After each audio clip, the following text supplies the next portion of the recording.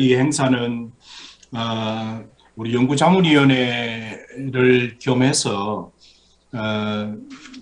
저희 연구원의 가장 큰 행사인 GIS 글로벌 인텔리전스 서밋의 세 번째 날 날의 마지막 회의가 되겠습니다. 오늘 참석해 주신 여러분들 다시 감사드리고요. 우리가 1시간 반 동안 발표와 토론을 좀 하게 될 텐데 제가 지금 현장에 있지 못해서 죄송합니다. 저는 지금 자가격리의 마지막 날, 바로 전날이고요. 미국에 출장을 갔다가 지난주 월요일부터 지금 열흘 격리 중에 있습니다. 격리 중에도 우리가 또 중요한 행사이니만큼 제가 이거 의관을 정제하고 여러분들께 인사를 드립니다. 마치 이런 어떤 옛날에 어떤 수험생이 집에서 공부할 때도 꼭 교복을 입어야 공부의 효율성이 올라간다 뭐 이런 얘기를 들은 적이 있는데 그것과 유사한 것 같아요. 그러나 실제로는 아마 저는 백조와 비슷합니다. 지금 이렇게 상체 보이는 것과 하체 보이는 것 사이에 표리부동이 좀 있습니다. 시작하기 전에요. 이제 올해 12월하고도 중순이어서 이제 보름 정도만 지나면 이제 다음 해로 넘어갑니다. 지금은, 뭐라고 그럴까요? 1년으로 따지면 황혼의 시간쯤이라고 그럴까? 또 어떤 중간 지점에 있는 시간인 것 같아요. 어떤 사람이 이걸 개화 늑대의 시간이라고 부르기도 하고, 또 굳이 아침으로 비유하자면 여명, 아침이 밝아오기 직전의 시간이기도 한데 이 시점에서는 통상 우리가 지나왔던 시간을 리뷰하기에도 적절한 시점이고 또 앞으로 다가올 시간에 대해서도 한번 전망을 해보는 또 좋은 시간이기도 합니다. 그리고 리뷰와 전망, 뭔가 회고하고 전망한다는 것, 또 우리 전략을 연구하는 분들에게 적절한 용어를 빌어서 얘기를 하자면 분석하고 기획하는 일이거든요. 이 분석하고 기획한다는 거, 분석은 어떻게 해야 되고 또 기획은 어떻게 해야 되는가를 다시 한번 생각하게 해주는 시간입니다. 그래서 새삼 묻고 또 묻는 질문이지만 전략이라고 하는 것은 무엇이어야 할까? 전략을 구성하고 있는 것은 무엇일까? 아까 이미 말씀드렸던 대로 치밀한 분석, 또 아주 통찰력 있는 기획 같은 것들이 포함되어야 하는데 이때 이제 어떻게 보느냐도 참 중요한 것 같습니다.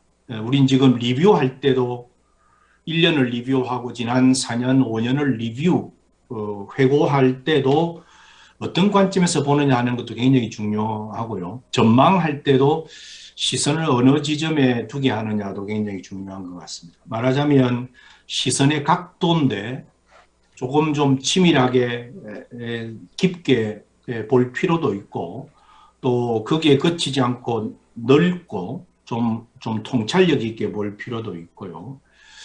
그 다음에 이 시선의 각도뿐만 아니라 시선의 강도라고 그럴까요? 강도? 이게 우리가 어떤 눈빛으로 봐야 하는가 이런 거죠. 그러니까 좀 냉정하고 차갑게 볼 필요도 있겠지만 때에 따라서는 아주 시대를 좀 뜨겁게 관찰하고 뜨거운 가슴으로 미래를 디자인하는 것, 기획하는 것도 필요하지 않을까 이런 생각이 새삼 묻고 또 묻는 질문이지만 전략이란 무엇일까 하는 것과도 관련이 있어 보입니다. 원래 오전 세션에는 한반도 평화 프로세스가 지금까지 어떻게 진행이 되어 왔고 어떤 과제를 남겼는가 하는 것을 좀 중점적으로 보려 했고 오후 세션에는 2022년도 우리가 맞이하게 될 내년에 한반도가 동북아시아라는 지형 속에서 또 어떤 길을 걸어갈 가능성이 많이 있는가, 어디좀 우리의 전략적인 시선들을 위치시켜야 할까, 이런 것들이 이제 오후 세션의 주요한 주제이지만 여러분들이 보내주신 그 토킹 포인트들을 보니까 굳이 크게 구분은 하지 않으신 것 같습니다. 그래서 사실 뭐 오늘 오후 세션에도 발표하실 분들 중에 일부는 한반도 병합 프로세스에 관한 얘기도 좀 하실 거고 2022년도에 관한 얘기도 좀 하실 것 같아요. 그래서 이제 뭐 발표와 토론의 시간을 좀 갖도록 하겠습니다. 저는 오늘 이 오후 세션에 9분이 발표를 하도록 되어 있는데 여러분이 보내주신 거를 그대로 다 읽지는 마시고 좀 짧게 5분 내지 6분 정도로 말씀하시고 나중에 우리 이 세션의 후반기에 좀 토론을 좀 했으면 좋을 것 같다는 생각도 듭니다. 우선 그러면 여기 순서는 뭐 가나다 순으로 되어 있지만 이 주제로 보면 미중 관계를 중심으로 내년도를 전망하셨던 분들이 좀 많이 있었어요. 우선 미중 관계를 다루었던 몇 분들의 발표를 먼저 좀 듣고 또 토론을 이어가도록 하겠습니다. 먼저 이 순서는 그냥 제가 가지고 있는 유인물의 순서니까 누가 어떻게 지목당할지 모르니까 긴장도 좀 하시고 자, 처음에는 황지호 교수 좀 시작해 주실까요? 아직 준비가 안 됐어요? 심지어는 들리지도 않네. 네, 그러면 황지호 교수는 조금 뒤로 갔다가 자, 우리 차창훈 교수. 네. 제가 발표한 걸 좀 자료를 공유를 할까요? 보내드리긴 했는데, 화면에 좀 화면 공유를 하도록 하겠습니다.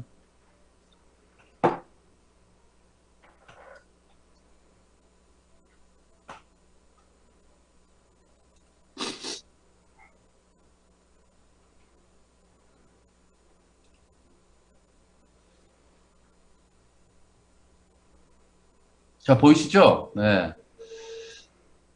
반갑습니다. 네, 부산대학교 정치학과의 서치원입니다. 네, 현장에 갔었어야 되는데요. 오늘 또 여기 학교 사정이 또 있어서 서울 못 가고 지금 또 줌으로 또 줌 회의도 이제 병행한다 하니 이렇게 참석하게 됐습니다. 현장에서 많이 위원님들 참가하 계신 것 같은데요. 반갑습니다. 방금 원장님께서 말씀하셨지만 비교적 짧게 말씀을 해주시라는 말씀대로 좀 정리해서 말씀을 드리도록 하겠습니다. 모두의 말씀하신 포인트 중에 어떤 관점에서 보느냐와 관련해 가지고 저는 통상 이제 국제정치에서 미중 관계를 다루는 관점이나 사용하는 언어들과는 좀 다른 관점에서 역사적으로 좀 미중 관계를 어떻게 봐야 될지 우리 주의를 좀 환기할 필요가 있다라는 생각이 들어서 한번 정리를 해봤습니다. 그러니까 지난 2016년이었죠. 이제 사드 배치 이후로 이제 중국 쪽에서는 한국에 대한 평가가 좀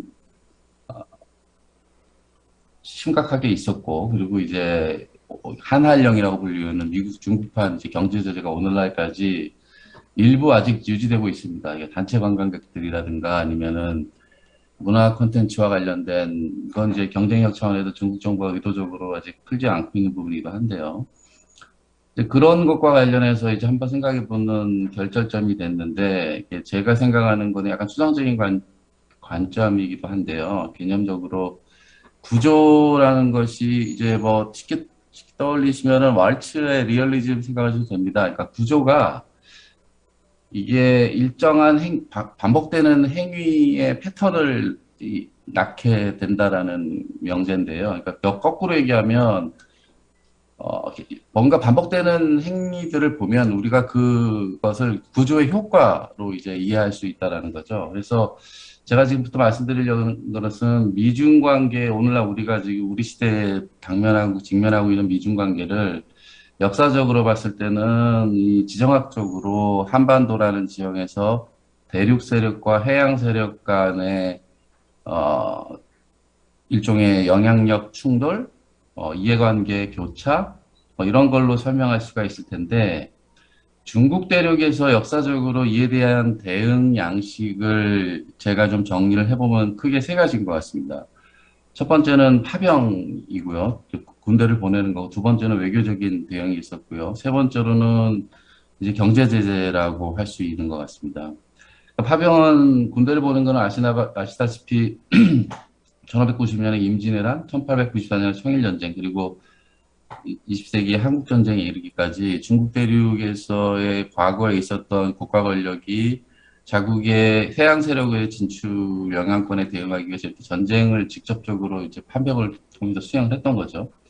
외교적인 거는 예를 들면 이제 리용장이 1876년에 한국이 일본에 의해서 개항을 했을 무렵에 이제 뭐 주재관을 설치하게 한다든가 유럽 국가들과 수교를 하게 한다든가라는, 그리고 지난 한반도 평화 프로세스에서도 북중 정상회담을 한다든가라는 외교적인 대응 양식이 있었던 것 같고요. 그다음에 경제 제재는 아까 제가 모두 말씀드린 바와 같이 사드 배치 이후에 한국 정부에 행한 이제 한한령을 이제 예를 들 수 있을 것 같습니다. 그래서 한중 관계는 이제 공식적인 타이틀은 전략적 협력 동반자 관계지만 이게 사실은 우리 국가의 한국과 중국 간의 이제 무역 관계가 굉장히 중첩되어 있는 걸 봤을 때는 어떻게 보면 국민들의 생존 문제라는 생각을 좀 가져야 될 것 같다라는 말씀을 드리고 싶고요. 그렇게 보면, 이 미중 경쟁 구도에서 어떻게 보면 한중 관계는 독립 변수가 될 수 없고 종속 변수에 위치해 질 수밖에 없는 거죠. 그러니까 지난 30년간 내년이 이제 한중수의 30주년인데요.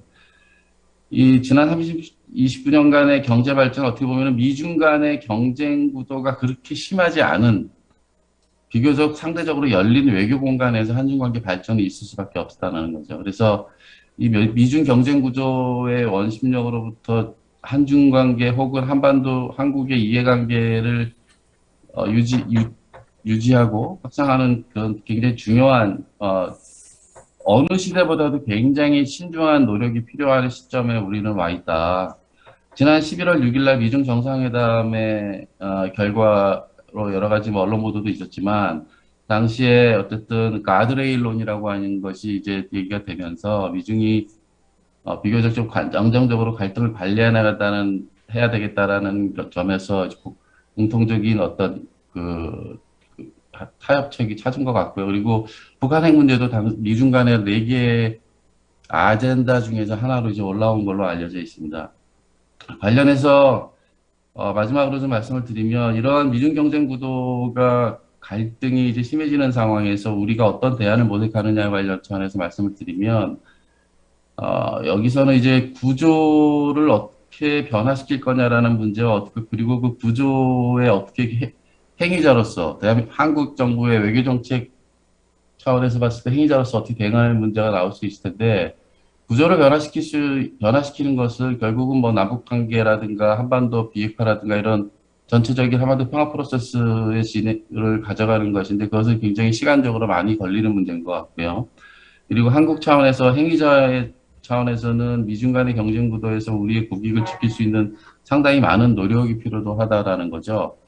그와 관련해서 두 가지만 우선 말씀드리자면 첫 번째로는 이게 제가 전달받기로는 이 연구원의 어떤 앞으로의 연구 아젠다 뭐 관련해서도 말씀을 해달라고 요청을 받았는데 관련해서 말씀을 드리자면 첫 번째로는 한반도 평화 프로세스 관련 지난 2018년의 상황을 보건대 이 외교 대외 관계의 국내 정치화 문제가 굉장히 어떻게 보면 컸던 것 같습니다. 결국은 하노이 회담이 실패했던 것도 트럼프 대통령이 자국 내 입지 문제도 작용했던 것 같고, 그걸 봤을 때는 미국 내의 여론이, 즉, 한반도 비핵화 과정 혹은 북핵 문제를 둘러싼 어떤 상황이 협상에 진전될 때 미국 내 여론이 굉장히 우호적이지 않았다는 것이고, 뿐만 아니라 한국 내에서도 보수 언론에서의 몇 가지 프레임들이 있죠. 사재기라든가 보고 등등 여러 가지 보도 프레임을 통해서 이 평화 프로세스에 제동을 걸려는 여러 양상들이 있었던 거죠. 그러니까 이런 것들이 결국은 국내 정치화, 쟁점화되게 되는데 이 여론 분석을 저는 연구원에서 좀 해줬으면 어떨까. 그러니까 그 미국이든 한국이든 이런 한반도 평화 프로세스 진전이 될 때 여론들이 언론에서 어떻게 분석이 되고 그 거기에 플레이어로서 행위를 하는지에 대해서 분석이 필요하지 않을까라는 말씀을 드리고, 두 번째로는 이제 다시 오늘 지금 주제였던 미중 관계에 와서 미중 경쟁 구도가 이제 심해지면 심해질수록 혹시 특히 이제 코로나 이후로 차 교수, 네. 차 교수, 지금 시간이 너무 돼서 네, 마지막으로 아니, 간단하게 한 문장으로 네. 줄이겠습니다. 예. 한국 정부 차원에서 미중 경쟁 구도가 심화되는 차원에서 여러 가지 이해관계가 조정되고 필요한 연구 아젠다들을 연구원에서도 좀 개발했으면 좋을 것 같아요. 그러니까 뭐 그 경제적으로 연구 개발 아젠다를 달래니까. 그러니까요. 그러니까 그 디커플링 문제, 가치 사실 문제도 있고요. 그 다음에 아까 제가 말씀드렸지 않습니까? 여론 분석에 관련된 문제도 있고, 그 다음에 특히 이제 북중 관계에서 관련돼 가지고 이제 미중 경제 구도에서 어떤 아젠다가 필요한 기술 표준 경쟁 관련됐던 4차 기술 문제가 진전될 경우에 한국이 미중 사회에서 어떤 그 스탠스를 취해야 된가 등등 이런 것들 가지고 연구를 하면 좋겠다라는 말씀을 드리는 거죠. 오케이, 스탑. 네, 알겠습니다. 우리 처음 발표자부터 이 시간 관리에 실패하면 죄송합니다. 우리 다 못 들을 것 같은데 생각보다 아마 자기가 말하고 나면 시간이 얼마나 가는지 잘 모를 거예요. 네. 자기의 그 스피치 속도에 대한 감각을 객관적으로 익히는 것도 중요합니다. 두 번째는 내가 나중에 이거 몇 가지 미중 관계를 주로 내년도에 주요한 이슈로 다루었던 분들이 공통적으로 얘기하는 것들이 다 우려가 된다. 그래서 우리는 어떻게 하자는 것이냐라는 것에 대한 좀 전략적인 아이템들을 우리가 연구해야 될 아이템들을 좀 달라는 것에 초점을 좀 맞추어야 될 것 같아요. 미중 경쟁이 격화된다, 걱정이다. 이거는 전략의 가장 출발선에 서 있는 걱정들입니다. 그 다음 단계로 나아가야 될 것 같아요. 최하진 교수 거기 와 계시죠? 네. 최하진 교수 한국정치학회 회장 축하드립니다. 교수님 감사합니다. 예. 네, I'll give you 5 minutes. 예. 5분 안에 가장 회장답게, 차기 회장답게 한번 발표하면 됩니다. 부담이 큽니다. 네. 아니, 제가 이게 사실 작성할 시에는 이제 미중 관계에 사실 초점을 맞췄는데, 제가 아시다시피 제가 지역 전문가가 아니어서 이제 어떻게 할까 하다가 미중 관계가 가장 큰 이슈인 것 같아서 일단 작성을 시작했는데, 그 사이에 사실 또 다른 이제 사건이 전개되면서 제가 오늘 이 발표에서는 미중 관계보다 미러 관계에 좀 초점을 맞춰서 얘기를 드리고자 합니다. 사실 현재 이제 국제 정치 상황이 이제 굉장히 복합적인데요. 사실 강대국의 이제 일극 체제가 도전을 받으면서 이제 우리가 이제 미중 경쟁에 대해서 얘기하게 되고, 또 한편으로는 이제 러시아도 이제 미국에 대해서 어느 정도 이제 도전하는 입장을 취하고 있기 때문에 미국의 어떤 가장 동북아에서 중요한 플레이어라고 할 수 있는 미국의 전략을 이해하기 위해서는 미러 관계도 동시에 저희가 봐야 되는 거 아닌가 하는 시점에서 말씀드리고자 합니다. 러시아 같은 경우는 이제 우크라이나에 대한 군사적 사용 위협을 하고 있고, 미국과 나토 국가들은 이제 러시아에 대해서 억지를 위해서 이제 굉장히 압박 수위를 높이고 있는 지금 긴박한 상황이 전개되고 있다고 볼 수 있는데요. 블링컨 국무장관은 OSCE 회의에서 이제 러시아의 군사작전 조짐을 우려한다고 밝히고, 러시아의 정책 선회를 촉구하고, 또 한편 이제 모든 도발 사태에 대해서 준비를 할 것이다라고 말을 하고, 미러 국무장관 사이에서는 이런 입장 차이를 좁히지 못했다고 합니다. 그런데 이제 이렇게 이제 미국의 경우 이제 중국과의 경쟁과 동시에 이제 우크라이나 위기가 굉장히 도전으로 볼 수 있는데요. 그래도 미국은 러시아군의 어떤 군사 침략에 대해서 굉장히 제재 수준을 높이는 등 강경책을 강구할 것이라 경고하고 있지만, 또 공식적으로는 구체적인 방안은 아직 거론되지 않고 있습니다. 또 의회를 중심으로 굉장히 강력한 또 그 조치가 필요하다는 주장에 대해서도 미국 정부는 그래도 어느 정도 동맹과의 조율도 있어야 되고 또 그 강경 정책의 어떤 그 역효과에 대해서도 고려해야 된다고 신중하게 접근하고 있습니다. 사실 그 미국이 그 아프가니스탄 철수 이후 이 우크라이나와 대만 문제는 사실은 미국의 외교 정책이 시험대에 있다는 이제 시험대에 놓였다라는 지적이 있고요. 사실 미국은 중국과 러시아를 동시에 지금 다루어야 하는 아주 힘든 부담스러운 상황이라고 볼 수 있습니다. 따라서 동북아의 상황 및 미국의 어떤 동북아 전략을 보기 위해서는 두 지역을 저는 동시에 봐야 된다고 생각하고 그 두 지역에서 만약에 긴장이 동시에 고조된다면 미국이 어떻게 그 대응을 할지에 대해서 저희는 굉장히 큰 관심을 가지고 지켜봐야 된다고 생각합니다. 그래서 그렇지만 또 다행히도 그 바이든 푸틴 간의 정상 간 통화에서 그 러시아와 나토 주요국 간의 우크라이나 위기 및 유럽 안보를 논할 회담 가능성이 거론되었고요.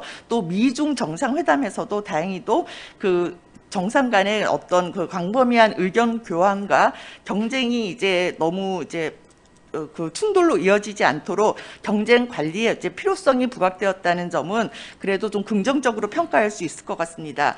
그러나 이제 앞으로 이제 저희가 여전히 불확실성이 높은 상태에서 미중이 대만 문제에서 위기가 고조되거나 핵 통제 협상이 이제 순조롭게 진행되지 않을 경우 군비 경쟁에 돌입하게 되는 경우에는 미러 관계를 변수로 동시에 넣고 한반도 및 동북아 안정화 및 평화에 특히 북한의 비핵화에 미칠 수 있는 영향에 대해서 논의가 필요하다고 생각됩니다. 그러면 이제 저희가 어떤 전략을 가지고 가야 되느냐 하면 저는 한국의 외교안보 전략으로서는 일단 외교 다변화와 확장이 가장 중요한 그 과제가 아닌가 생각합니다. 그래서 사실은 그 미중 경쟁에서 어떤 한국의 입지가 좁아지는 것을 주의하되 하지만 또 이 기회로 또 삼을 수 있는 부분도 있기 때문에 그 다양한 외교 전략을 모색해야 된다고 보고 특히 그 남방이나 북방은 굉장히 긍정적 이런 의미에서 남방이나 북방 정책 같은 어떤 외교적 공간 확대는 굉장히 긍정적으로 평가할 수 있고 하지만 이런 외교 공간뿐만 아니라 저는 저희 나라가 이제 어떤 국력에 맞는 인식의 확장도 필요하지 않나 생각합니다. 그리고 이제 그 오케이, 예. 됐고요. 그 나머지는 여기 유인물을 좀 참고할 텐데 우리 지금 거기 현장에 누구 실장님 누가 나와 계세요? 예, 이상근, 김경숙 나와 있습니다. 예, 성기영 실장은 지금 줌으로 연결 안 하고 있나요? 예, 연결 안 된 것 같습니다. 예, 그 오늘 나오는 얘기들 좀 잘 정리를 좀 현장에서 좀 잘해두길 바라고요. 그 지금 지하진 교수가 말씀하신 거에 요 유인물에 보면 기회 가능성 모색이라고 하는 거가 있는데 우리가 연초에 저희 연구원에서 국가 행동 분석도 하고 있지만 국가 전략 연구 시리즈로 해서 낸 것 중에 처음에 나왔던 게 외교 유연성 전략이었어요. 그 아마 우리 자문위원들께 다 보내드렸을 텐데 다들 받으셨죠? 그 외교 유연성은 한 번에 연구로서 끝나는 것이 아니라 계속 좀 추가 연구가 있어야 될 텐데 그 외교 유연성을 구체적으로 실천해 나가는 것 중에 어떤 원리, 어떤 원칙들이 좋은가 하는 것들도 지금 여기 미중 관계, 미러 관계 그리고 그것이 한국의 외교 공간에 미치는 영향력을 전제한다면 그 속에서 어떻게 해 나가야 하는가에 관한 좀 연구 아젠다가 우리 연구원으로서는 필요할 것 같습니다. 그 다음 발표는 우리 저기 황재호 교수 좀 준비됐나요? 예, 네, 원장님. 예, 준비되어 있습니다. 네. 5분. 네, 딱 5분 해보겠습니다. 네. 저는 저기 미중 정상회담 역시 여기에서부터 시작을 하겠는데요. 그거 좀 주의 깊게 좀 지켜봤는데, 처음에 뭐 이렇게 뭐 서로 덕담을 나눴습니다. 뭐 라오폭룡 뭐 이렇게 얘기하고 해서 저는 근데 그 신문 기사들 보면은 그렇게 좀 우호적으로 시작했는데 문 닫고 나서는 상당히 치열하게 자국의 이익을 이렇게 변호하고 뭐 이렇게 상대 치열하게 공세를 펼치고 그랬다고 해서 저는 이거를 중국어로 표현하면은 선례후병 먼저 예를 갖추고 나중에 뭐 이렇게 서로 격전을 벌였다 이렇게 해석을 했습니다. 그런데 근데 저는 여기에서 뭐 이렇게 너무 치열한 것보다는 조금 몇 가지 접점을 찾으려고 서로 노력했다라는 점에 좀 주목을 하고요. 가드레일도 그 하나가 될 수가 있고, 서로 뭐, 시진핑은 뭐, 대만 문제 미국의 공세를 불장난이라 하곤 했지만은, 사실상, 만약에 미국이 하나의 중국 원칙을 견지하면은, 중국은 뭐 괜찮다는 입장을 보여줬고, 또 미국도 중국이 대만에 대한 그 무력 사용만 하지 않는다면은 뭐 그 이상 확전할 가능성은 뭐 이렇게 배제하는 등 해서 서로 사실은 대만 문제에 서로 접점을 이뤘다고 저는 보고, 또 가드레일도 더 이상 그 양국의 그 경쟁이 충돌로 번지지 않도록 상호 이렇게 노력하자 이런데 그 접점을 찾았다고 저는 봅니다. 그러니까 그래서 너무 이 미중 정상회담을 그 어떤 전면적인 경쟁으로만 보지 않아도 되지 않겠느냐 이렇게 생각을 하고요. 근데 이제 중국이 그 가장 원했던 거는 시진핑이 가장 그 바이든한테 원했던 거는 존중이었습니다. 그러니까 중국이 이만큼 그 국가도 커지고 국력도 커졌기 때문에 중국의 그 페이스 세이빙을 좀 해주면 좋겠다. 그러니까 존중만 해준다면은 나머지 문제에 대해서는 많이 협력할 수 있다. 이런 뉘앙스를 많이 풍겼거든요. 그래서 저희가 내년에 물론 이제 미중 관계가 계속 경쟁 측면이 더 많을 겁니다.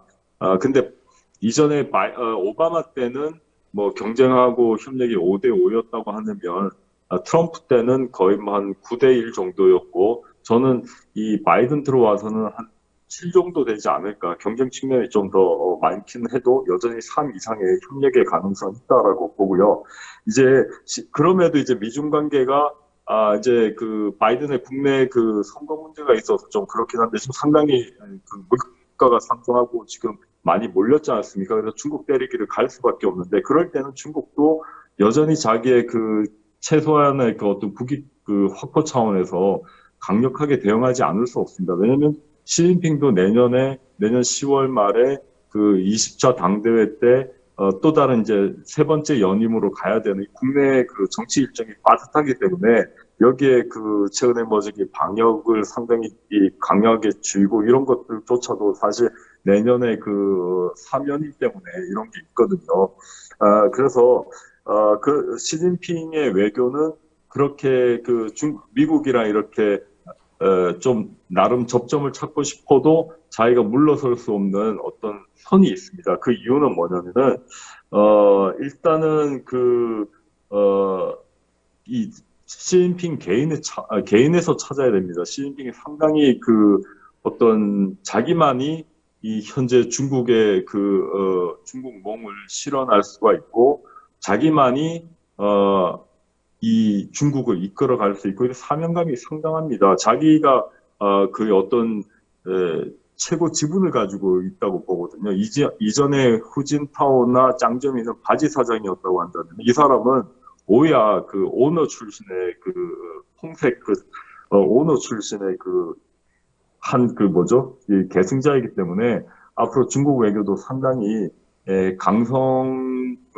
물러서지는 않을 겁니다. 그러니까 미국이 어느 정도 존중을 해주면 거기에 뭐 경제적으로나 다른 정치적으로 접점을 찾을 수 있겠지만은, 만약에 중국의 그 핵심 이익을 존중하지 않을 경우에는 물러설 여지가 없는 거죠. 개인에서도 이런 개인에도 이걸 찾을 수가 있고, 또 국가 차원에서 그렇고요. 한 1분만 더 말씀드리고 마치겠습니다. 그래서 트럼프 이후에 그 바이든 시기에도 미중 관계는 좀 여전히 불확실하고 불안정하고 치열한 모습도 보이고 격렬하기까지 하고, 그렇지만 그러면서도 한국에 상당히 압박감이 와서 한국이 바로 한쪽에 지금 동맹 쪽에 빨리 자리를 잡아야 된다, 뭐 이런 식의 얘기도 있지만은, 저는 이제 미중 관계 치열한 어떤 현란한 말이나 이런 것 중에서 실제 행동을 주시해야 된다. 그래서 그것이 중국어로 청기연 관계행위거든요. 여기에 그 움직임에 좀 우리가 그거를 캐치해가지고 여기에 우리의 대응책을 마련해야 한다. 그게 이제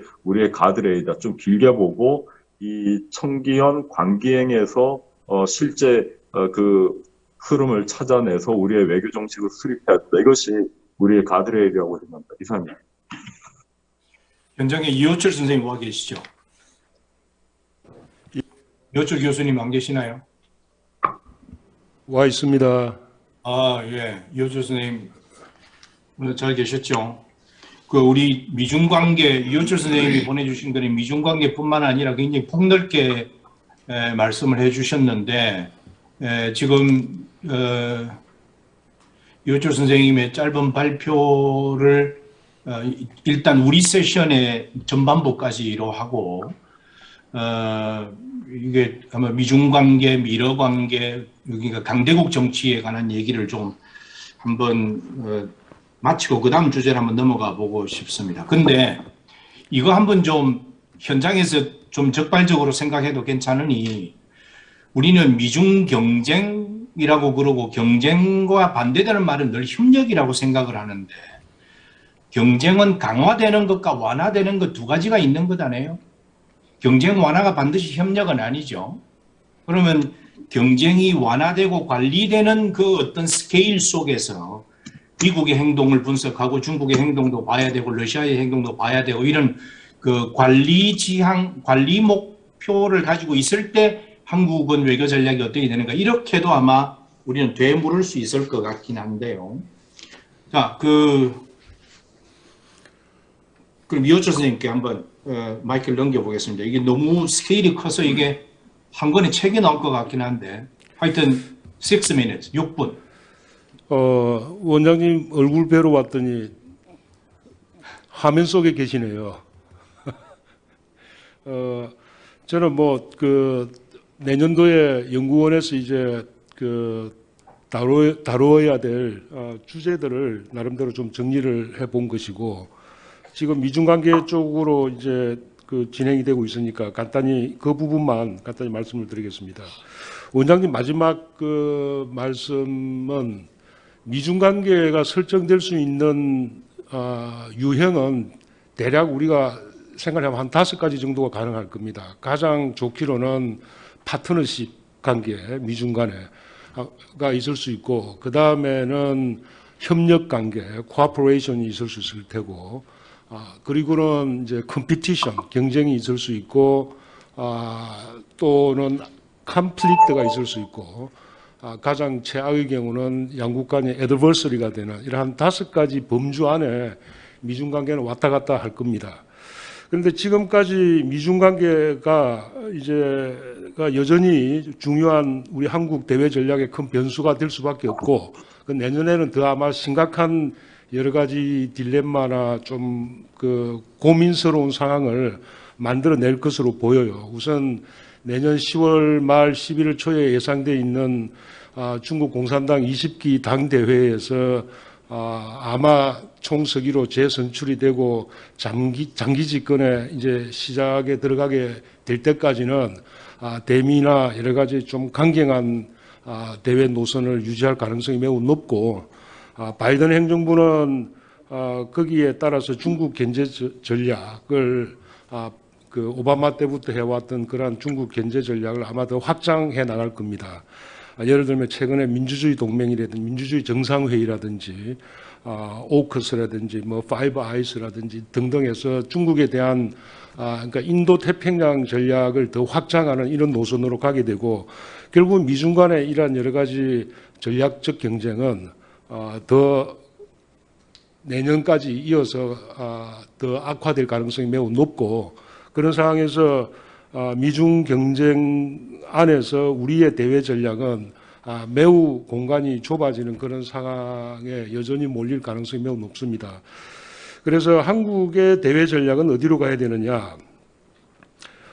기본적으로는 한미 동맹을 주축으로 우리가 하지 않을 수가 없을 테고 그러면서도 한중 협력 관계를 저희가 유지해 나가야 되는 것이 아마 우리의 큰 일종의 외교 목표가 될 텐데, 이리저리 기사나 이런 걸 보다가, 사실 이런 미중 간의 전략적 경쟁 속에 끼어서, 외교적 공간에 대한 고민을 하고 있는 국가가 우리만은 아닌 것 같아요. 프랑스도 마찬가지고 독일도 마찬가지일 테고 영국도 마찬가지일 테고 그다음에 뭐 인도 같은 국가는 아예 인도 태평양 전략에 아예 참여를 하고 있기는 하지만 이런 국가들 그러니까 미중 전략적 경쟁 속에서 대외 전략의 공간을 고민하고 있는 우리와 유사한 국가들이 저는 있다고 봅니다. 그래서 그 국가들하고의 일종의 공동 전략을 구상하는 게 우리가 한번 시도해 볼 수 있지 않겠느냐. 제가 제3지역 공동 전략 구상이라고 했던 게 바로 그런 의미입니다. 그래서 제가 자료에 드렸던 내용은 대략 이런 내용이고요. 지금 우리 황재우 교수님 그다음에 처음에 우리 부산에서 차창훈 교수님 다 이제 미중 관계에 관해서 말씀을 하셨는데 우리 국내뿐만 아니라 미중 관계를 이렇게 분석하는데 하나의 큰 뭐 오류까지는 아니라 하더라도 문제 중에 하나가 시진핑 주석이 이러한 퍼스널리티를 가지고 있다. 시진핑 주석은 이러한 가치관을 가지고 있다. 이러한 리더십이다. 뭐 통제를 하고 이런 일종의 그 리더십에 포커스를 맞추는 분석. 바이든은 어떤 리더십을 가지고 있고 어떤 이념을 가지고 있고 그 필요하다고 봅니다. 그러니까 일종의 우리가 국제정치학적 용어로 말하면 행위자 수준의 분석들을 이제 하는 것이죠. 그 필요합니다. 다음으로는 미중 간에 세력 전이가 진행되고 있는가? 동아시아 지역에서 리밸런싱을 하고 있는가? 그리고 중국의 1대1로는 이런 리밸런싱에 대한 카운터 밸런싱이 아닌가? 이런 논의들, 소위 파워 팔리틱스인 것이죠. 이런 논의들은 이 논의가 이제 계속 확장이 되면은 신냉전 구도가 온다, 뭐 이렇게 이제 확장이 돼 나가는데 이런 분석도 실제 전개되고 있는 현상이고 이런 차원을 우리가 구조적 차원의 분석이라고 볼 수가 있습니다. 지금 차창훈 교수님은 구조적 차원 말씀을 하신 것이고 우리 황재우 교수님은 개인 행위자 중심의 지금 그 중요성을 말씀하신 건데 두 개가 다 필요합니다. 하나 여기 지금 미싱되는 부분이 미중 간에는 그래도 여러 가지 외교가 전개되고 있습니다.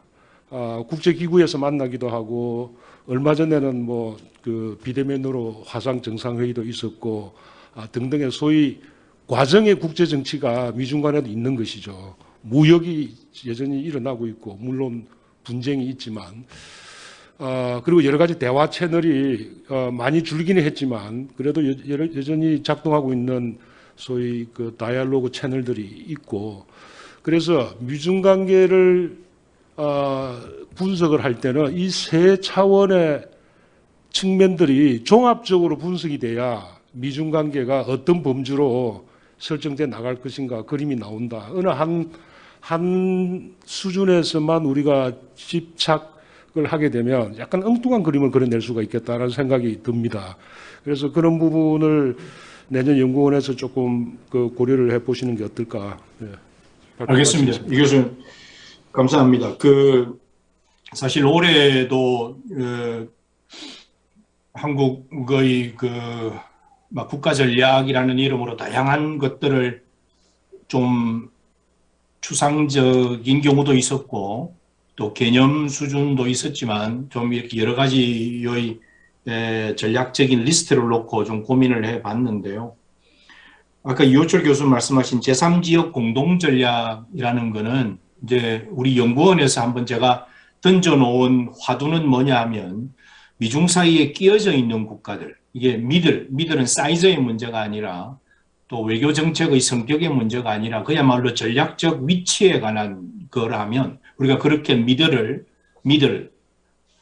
규정한다면 중간 국가들의 전략적 연합은 뭘 어떻게 할 수 있을까? 아까 뭐 영국도 뭐 인도도 말씀하셨습니다. 실제로는 이게 미중 관계가 점차 격화되어져 가면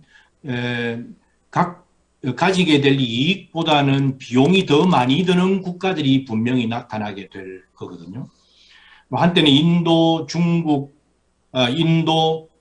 일본 그리고 싱가포르 이런 국가들, 호주 이런 국가들이 미중 관계가 격화가 되면 가운데 서 있는 국가들 간에는 무엇을 공동의 아젠다로 삼을 것인가 이거를 한번 연구를 한 적도 있긴 있었습니다만 이걸 좀 더 우리 한국의 국가 전략 차원에서 좀 더 개발해 볼 필요가 있다고 하는 생각도 듭니다. 지금 현장에 이혜정 교수 나와 계시죠? 예, 있습니다, 원장님.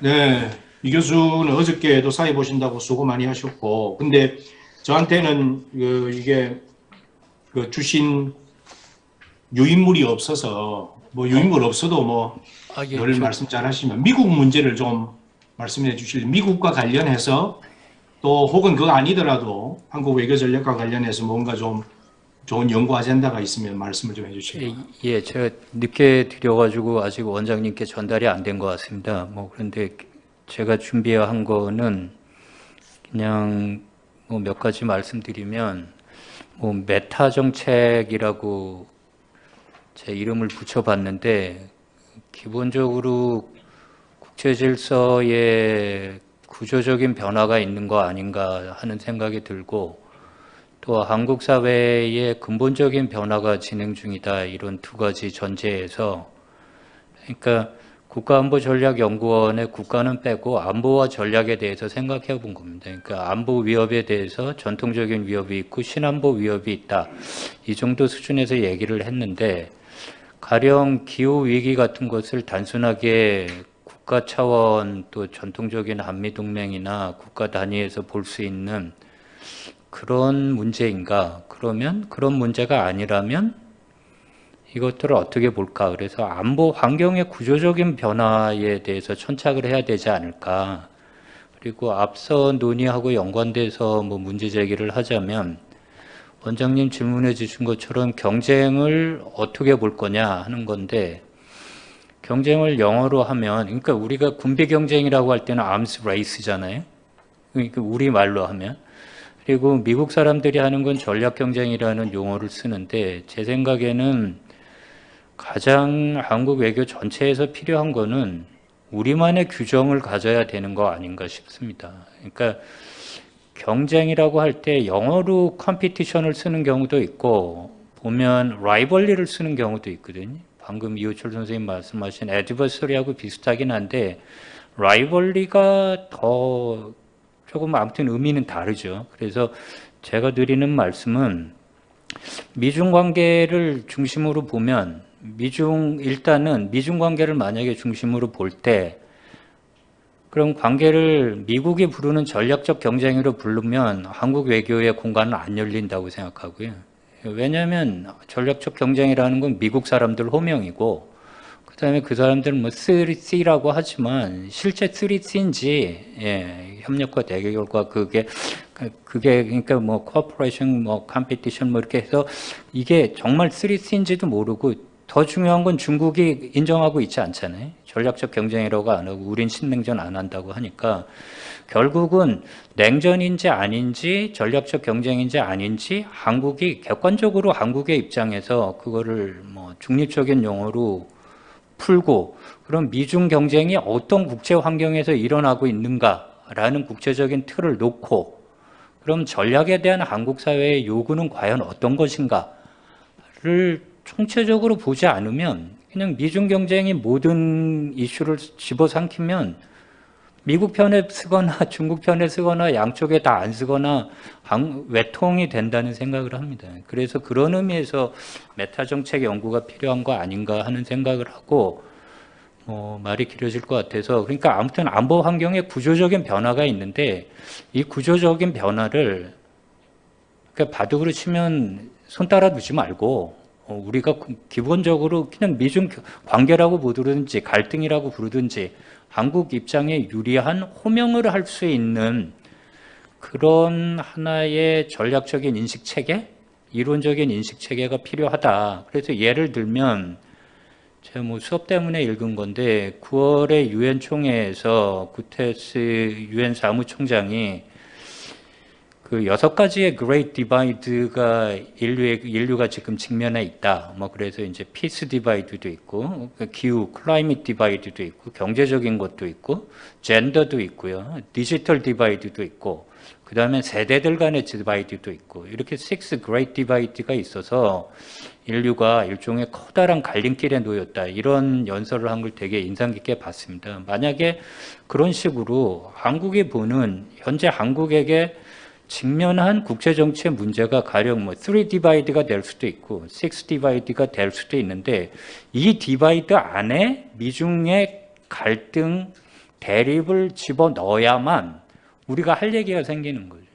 그리고 분명히 한국 사회 굉장히 많이 변했기 때문에 왜 북한 문제만 다루느냐, 왜 한반도에 갇혀 있느냐, 왜 우리는 뭔가 한국의 위상에 대한 새로운 요구들이 분명히 있습니다. 그럼 이 요구들을 어떻게 포트폴리오를 짤까의 문제인 것 같습니다. 제 생각에는 기존에 해왔던 한미동맹 우선론도 더 이상 유효하지 않다고 생각하고요.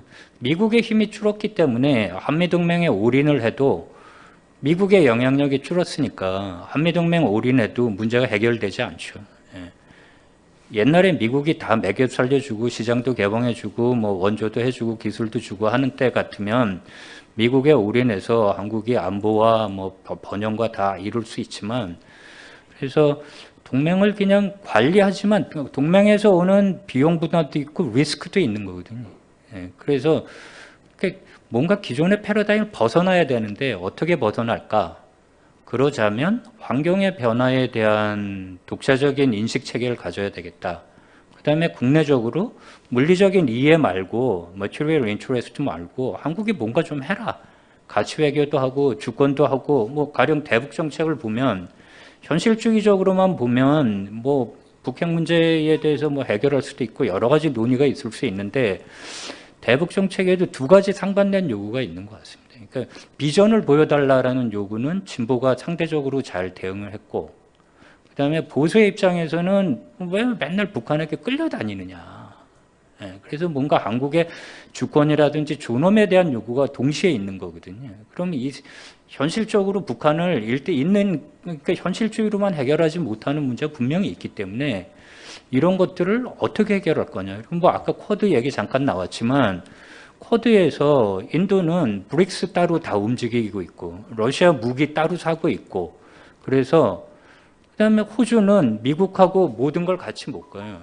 광물 수출하고 이 기후 위기에서 호주는 완전히 또 아웃라이어 외톨이입니다. 그래서 라이크 마인디드 컨트리로 가는 것도 새로운 진영이 저는 되게 힘들다고 봅니다. 왜냐하면 라이크 마인디드 컨트리가 사안별로는 가능하지만 당장 쿼드의 4개의 국가를 봐도 옛날에 냉전처럼 뭐 경제면 경제, 안보면 안보, 가치가 하나로 블락이 형성될 수 있는 상황이 아니에요.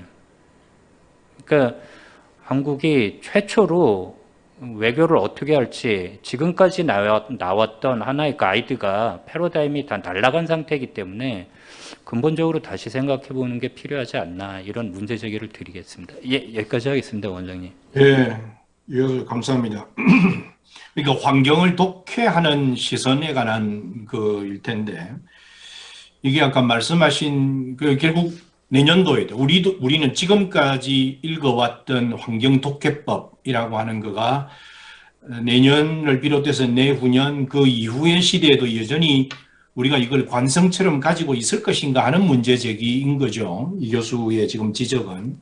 아까 디바이드라고 하는 거는 우리가 흔히들 쓰는 표현으로는 그 일종의 패러독스인 거죠. 두 가지의 다른 경합적 구조가 있는데 이거를 우리는 흔히들 청위로 글로벌한 차원의 패러독스와 동부아시아라는 지역적 수준에 있어서의 패러독스, 한반도에 있어서의 패러독스 이렇게 나누지만 이걸 또 다른 각도에서 보면 5개, 6개 이렇게 나누어지는 방식으로 지금 시대를 독해할 수 있다. 그런 말씀이시죠? 일단 그 유엔 사무총장이 할 때는 인류가 직면한 그 커먼 어젠더라는 걸 유엔 차원에서 이제 보고서를 내놓는 일종의 선전하는 뭐 정당화하는 연설이었기 때문에 인류가 공통적으로 직면한 6가지 도전이라는 의미 정도로 이제 디바이드를 쓴 거고요. 제가 이걸 말씀드린 건 뭐 메모에는 적었지만 외교, 안보, 경제, 국내, 국제의 이렇게 이분법적인 사고가 지금 다 무너져가고 있지 않습니까? 그래서 공급망도 그렇고 뭐 그래서 다 거꾸로 그러면 미국이 얘기하는 가치에 따라서 그러니까 이 공급망이 완전히 또 새롭게 재편될 수 있는 것처럼 한쪽으로 또 이 해석이 확 쏠려가지고 제 생각에는 한국 사회가 직면한 문제, 기후 위기 같은 경우에는 기후 위기가 중요하다고 생각하는 사람들에게서는 뭐 전 세계적으로 한국도 마찬가지고 외교나 국가의 정책의 우선순위가 바뀌어야 되는 거잖아요. 새로운 요구가 있는 것이기 때문에. 그러니까 이건 인류 문명 전체의 위기고 강대국 권력 정치의 재판의 요소도 있지만 강대국 권력 정치가 만약에 19세기식의 컨셉트 오브 유럽이 되려면 미국이 중국을 강대국으로 존중해 줘야죠. 근데 지금 존중은 안 해주면서 전략 경쟁을 하고 있다고 하는 것이기 때문에 사실은 기존에 나와 있는 용어들이 현실과 부합하지 않는 측면이 상당히 많이 있고 우리가 뭔가 한국이 인류 전체 아니면 한국 사회가 직면해 있는 보편적인 문제가 있고 이 문제에 대한 우리의 해답은 이거다라는 일종의 메타 정책, 메타 외교 현안을 각각의 현안을 다루는 게 아니라 그걸 종합적으로 어떻게 보고 어떻게 조합을 할지에 대한 아이디어를 갖고 있지 않으면 계속 미국 편이냐 중국 편이냐 하는 이런 질문에서 빠져나오기 힘들다는 게 제 생각입니다. 그 포인트. 네, 좋습니다. 아까 그 모두의 메타 말씀을 하시면서 그 네이밍 어떻게 개념화, 어떻게 이름 붙일 것인가 하는 것의 중요성도 말씀하셨던 것 같은데 뭐 호명의 정치학이라고 그럴까요? 명명의 정치학이라고 그럴까요? 이게 저는 뭐 개인적으로 우리가 이 내년도에 우리 연구원이 이 문제를 좀 본격적으로 태클하고 싶은 것 중에 하나가 과연 미국과 중국의 이런 일반적인 대결 구도라고 부르는 것들을 신냉전이라는 이름으로 부를 수 있을까 하는 거예요. 그러니까 냉전과 신냉전의 유사점과 차이점은 무엇인가? 이게 지금 미중 관계를 그 자꾸 냉전적인 기억을 여기에 소환하고 이걸 적용함으로써 왜곡되어지는 것은 없을까 하는 이런 궁금점이 있어요. 그러니까 이건 마치 뭐 19세기에 프랑스하고 독일의 관계를 우리가 냉전으로 부르지는 않잖아요. 그러니까 지금 미국과 중국을 자꾸 냉전적인 것에서 유추 해석하게 만드는 것을 좀 한번 정식으로 한번 더 태클을 걸어볼 만하다. 이것도 역시 그 컨셉의 문제, 냉전, 신냉전 혹은 네이밍의 문제와도 관련이 있다고 생각을 합니다. 이게 또 아마 다음 이게 역시 한국을 둘러싸고 있는 국제 환경을 독해할 때 그러니까 글로벌한 차원에 있어서의 미중 관계의 변화 이것이 아마 가장 큰 요소이기 때문에 나중에 말미에 조금 더 얘기를 할 수 있을 기회가 있을지도 모르지만 우선 그 조금 범위를 조금 좁혀 가지고요. 우리 동북아시아 문제를 좀 한번 얘기해 봤으면 좋을 것 같은데 우리 공평원 교수님 현장에 나와 계실 텐데 좀 한 6분 정도 좀 발표를 해 주실래요? 예, 원장님, 제가 준비는 그렇게 동북아 문제를 좀 말씀을 드리려고 준비를 했었는데 여러 선생님들이 다 이제 미리 다 말씀하신 내용들이 대부분이어서 제가 준비한 내용을 간단하게 말씀을 드리면 동북아 특히 한반도 관련된 어떤 그런 안보 환경의 변화는 미중이 어떤 식으로 가느냐에 가장 큰 영향을 받을 것이다. 그 다음에 우리한테는 또 특히나 북한이라는 또 어떤 참 난제가 있기 때문에 북미, 그 다음에 남북 이 관계도 그 안에서 또 작동을 할 것이다 라고 생각을 합니다. 그래서 어쨌거나 여러 선생님들 말씀하신 내용을 종합을 해보면 미중 간의 어떤 그 관계는 지금하고는 약간 좀 다를 것이다. 그게 원장님 말씀하신 대로 신냉전이라고 표현할 수 있을지 어떨지는 모르지만 지금하고는 다를 것이다. 그래서 제가 이걸 준비를 하면서 그 미국, 영국 쪽 그 미래 예측 보고서들을 몇 개를 보니까 경쟁적 공존 관계를 앞으로 한 20, 30년 동안은 유지를 할 것이다 라는 표현들을 많이 쓰더라고요.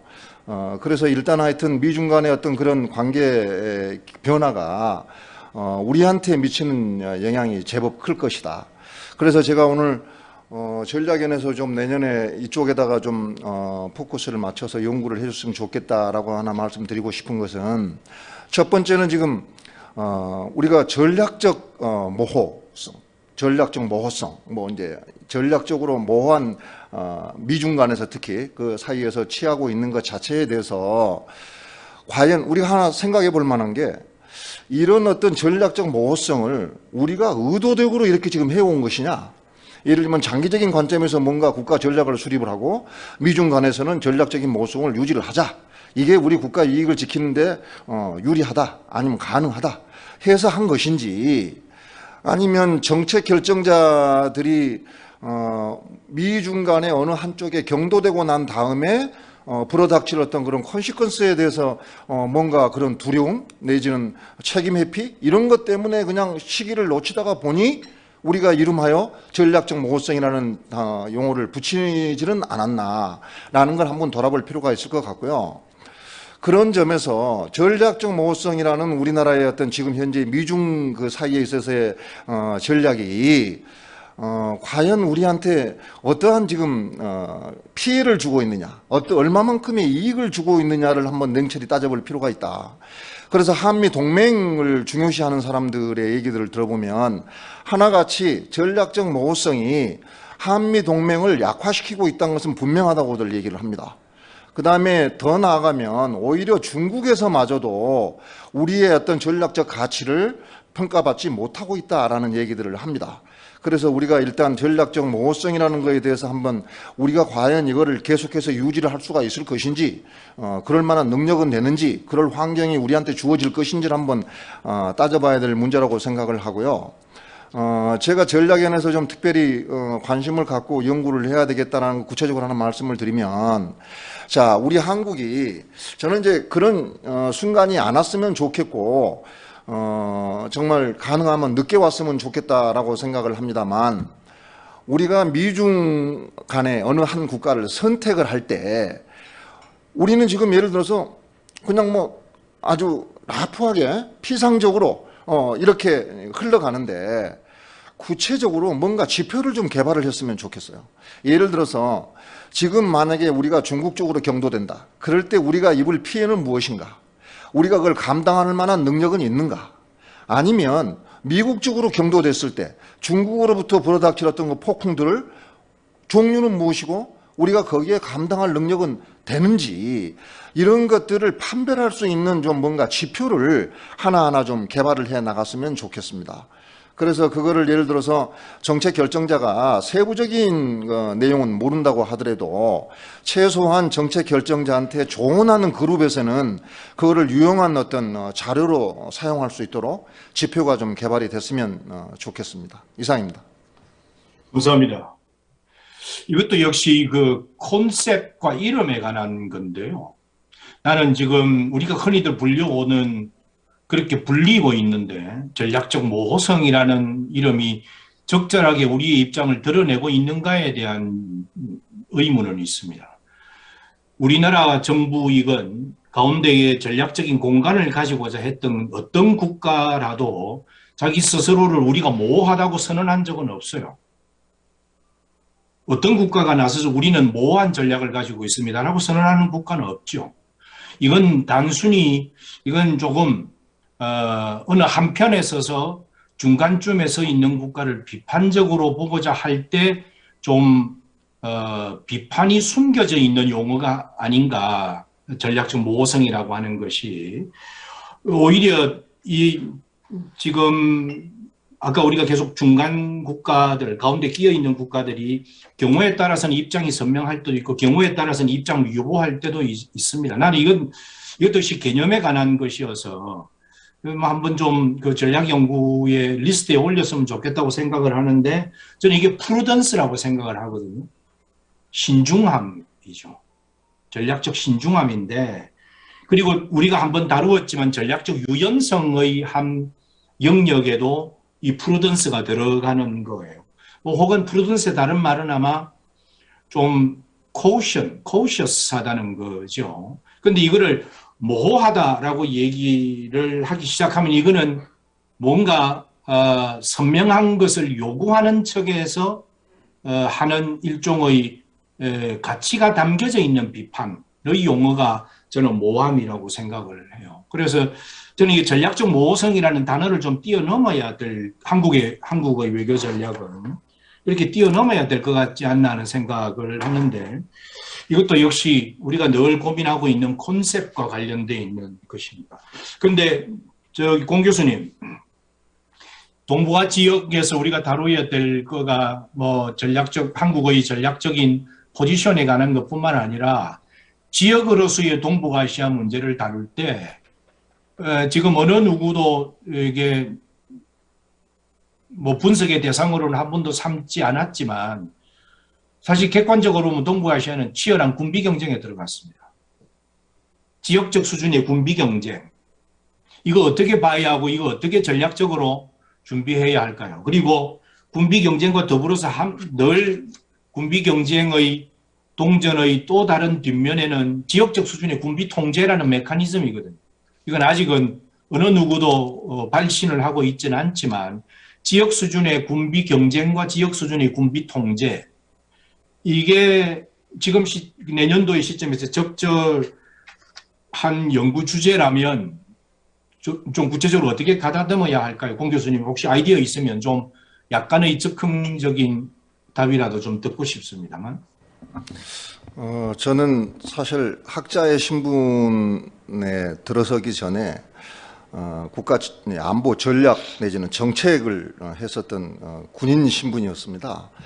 그래서 사실 군비 통제라고 하는 것은 군비 경쟁을 감추기 위한 무슨 전략 뭐 이 정도로만 이제 생각을 했었는데 원장님 말씀하시는 대로 반드시 동북아 지역에서는 어느 시점에선가는 군비 통제라는 얘기가 나올 것으로 생각을 합니다. 그래서 그런데 이제 제가 생각하기에 문제는 뭐냐 그러면 북한과 우리의 어떤 재래식 군사력 면에서 군비 통제는 별 의미가 없다고 생각을 합니다. 그만큼 북한의 이제 군사력들은 많이 노후화되어 있고 이런 평가를 가능하다라고 생각을 하는데 문제는 북한은 핵무기를 갖고 있다고는 실질적으로 핵무기를 갖고 있는 상대라고 가정을 했을 때 우리 손에 없는 핵무기를 갖고 북한의 핵무기를 어떻게 통제를 할 것이냐 라는 어떤 이제 문제에 봉착을 하게 될 것이다. 그래서 그 군비 통제라는 얘기가 나와더라도 한미동맹의 수요는 점점 더 증가를 할 것이다. 쉽게 말하면 우리는 한미동맹의 확장 억제가 계속해서 필요할 것이다. 그거를 갖고 북한의 비핵화 내지는 무기 통제를 군비 통제를 하려고 할 수밖에 없을 것이다 라는 생각이 들어서 좀 서글프긴 합니다만 어쨌거나 지금 현재 한국 정부 입장에서는 국방 예산을 올리고 내지는 최근에 이제 뭐 이렇게 겉으로 드러나는 것들이 어떤 그 신형 무기들이 막 들어오고 있기 때문에 마치 우리가 최근에 그냥 군비 경쟁을 하는 것처럼 이렇게 비춰지지만 실제로 군비 증강이라고 하는 것은 1, 2년 사이에 결정된 게 아닙니다. 최소한 15년 전부터 결정을 해서 이루어진 거기 때문에 이게 지금 시기적으로 지금 맞아떨어졌을 뿐이지 지금 정부 들어서서 뭐 이런 무기 체계를 구입을 할 결정을 하는 건 아니거든요. 단지 이제 지금 정부가 국방 예산을 차분하게 착실하게 필요한 만큼 늘려왔다라는 점에서는 예를 들어서 군비 어떤 경쟁이라는 말을 갖다 붙일 수도 있겠지만 지금 어떤 벌어지는 상황을 군비 경쟁이라고 표현하기는 좀 약간 무리가 있다고 생각을 합니다. 그리고 원장님 그렇죠. 좀 굉장히 죄송스러운데 제가 군비 경쟁에 대해서는 그렇게 뭐 전문가가 아니어서 쉽게 이렇게 말씀을 드리기가 조금 곤란스럽네요. 네. 그런데 이제 특히 세계적인 수준에서 세계의 모든 지역의 군비가 증강하고 있는 속도, 강도 이런 것들을 보는 싱크탱크들, 특히 유럽에 있는 싱크탱크들의 입장에서 보면 최근에 뭐 늘 그랬지만 동부아시아라는 지역의 군비 경쟁의 속도가 한층 속도가 붙었다. 근데 여기에 물론 원인은 여러 가지가 있죠. 미국의 무기 이전 문제도 있고 또 중국의 뭐 군 현대화 계획이라는 것도 있고요.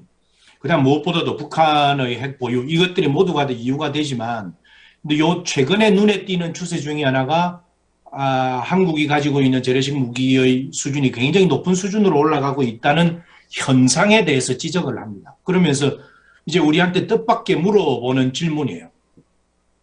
우리는 설명을 약소국의 오랜 경험으로서 우리는 자강론, 스스로 강해지고자 하는 가장 초보적인 현실주의적 담론에 있어서의 안보 전략. 자강론 이러니까 좀 이상하긴 하지만 이 자강론이 지금까지 한 번도 대외적으로 발신된 적이 없었다. 다른 사람이 이해를 잘 못하는 거예요.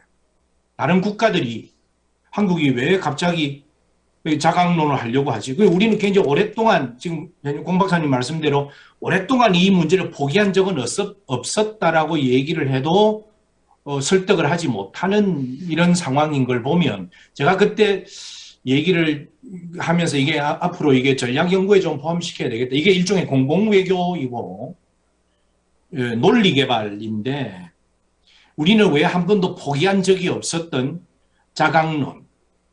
자강론의 국가 전략을 어떤 논리로 전파할 것인가에 대해서 왜 한 번도 생각을 못했던가. 물론 이건 뭐 어떤 국가가 군비를 증강하고자 했을 때 다른 국가가 군비가 올라가니까 우리는 증강하는 이거는 리스폰시브한 거 아니에요. 근데 우리는 늘상 이 북한이라는 것이 있긴 했지만 그래도 늘 이렇게 자강의 전략은 그게 자주 국방의 이름이건 군이 현대화의 이름이건 꾸준하게 해왔는데 이걸 왜 한 번도 제대로 된 대외적인 그리고 대내적인 논리를 우리는 한 번도 개발을 못했을까 이런 생각이 들었고요.